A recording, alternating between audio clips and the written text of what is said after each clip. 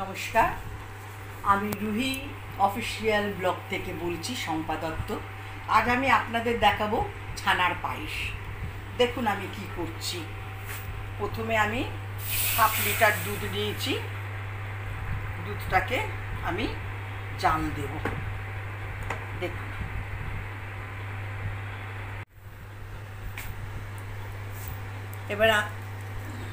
এবার আমি তেজপাতা দিলাম, অল্প একটু ঘি দিলাম।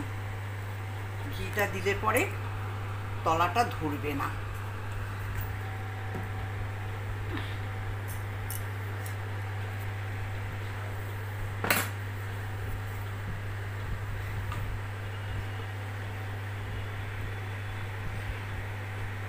দেখুন বন্ধুরা, এবার আমি চিনিটা দিচ্ছি।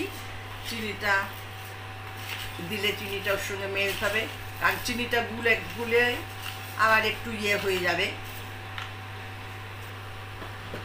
গলে গেলে আবার একটু বেশি হয়ে যাবে। এবারে আমি উঁচু উঁচু করে 4 চামচ গুঁড়ো দুধ নিয়েছি। গুঁড়ো দুধটা আমি এই দুধের সঙ্গে মেশাবো। দেখুন বন্ধুরা, তাহলে এই গুঁড়ো দুধটা দিলে পরে আমার দুধটা একটু ঘন হয়ে। এবারে আমি ছানাটা মেখে 200 গ্রাম ছানা নিয়েছি। ছানাটা আমি মেখে নিয়েছি। ভালো করে ছানাটাকে মিহি করে মেখে নেবেন। 200 গ্রাম ছানাতে হাফ লিটার দুধ,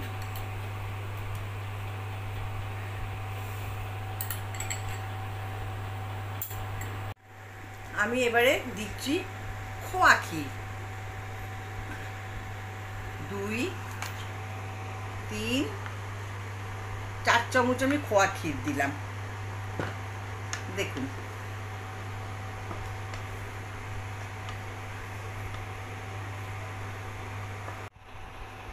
এবারে আমি একটু ছোট এলাচ গুঁড়ো করে দিলাম।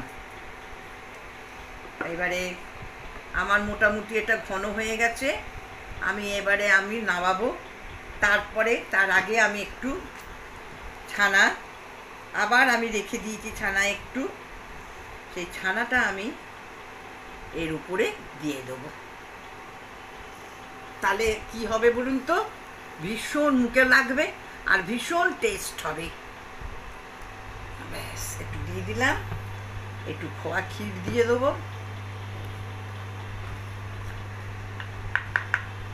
অল্প একটু খোয়া ক্ষীরও দিয়ে দিলাম, যেটুকুনি আছে দিয়েই দিলাম বন্ধুরা। এবার আমি নামিয়ে নেব। এবারে দেখুন, এবার ড্রাই ফ্রুটসগুলো আমি সব, কাজু, কিশমিশ, আমন্ড, একটু বেশি করে হাতটা খুলে দেবেন আপনারা, দরাজ হাতে দেবেন সবাই, তাহলে কিন্তু দারুণ খেতে হবে। দরাজ হাতে সব দেবেন আপনারা।